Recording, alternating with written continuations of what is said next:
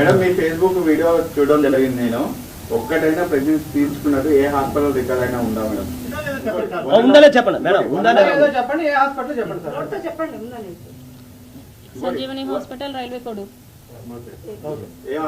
Sanjeevani hospital railway code.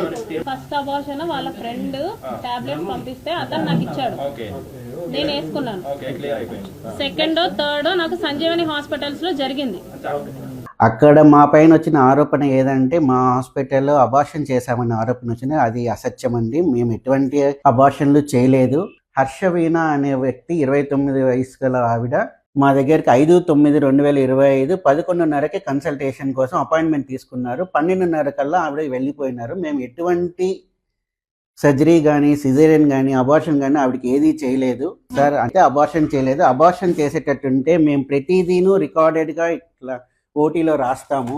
మేము kit అమ్మిన విషయం అయితే వాస్తవము. 5వ తేదీన హర్షవీణ గారికి అమ్మిన విషయం వాస్తవము. ఇది మా ఓటీ రిజిస్టర్ అండి. ప్రతి కేసు, కనీసం కుట్టు వేసిన కేసు కూడా మేము ఖచ్చితంగా రికార్డ్ చేస్తాము. ఆవిడ వచ్చిన టైమింగ్ ఇది కూడా హర్షవీణ గారు 29 ఫిమేల్, మంజు యాదవ్ గారి కన్సల్టేషన్, ఆవిడ గైనకాలజిస్ట్ 11:30కి వచ్చారు. 12:10 కల్లా వెళ్ళిపోయారు. మా దగ్గర కిట్ కొనుక్కుపోయిన విషయం అయితే వాస్తవము. కాకపోతే మాకు ఎటువంటి మేము అబార్షన్ అనే విషయం చేయలేదు. అట్లయితే మా పైన ఏదైతే ఆరోపించబడ్డారో అది పూర్తిగా అవాస్తవం అండి.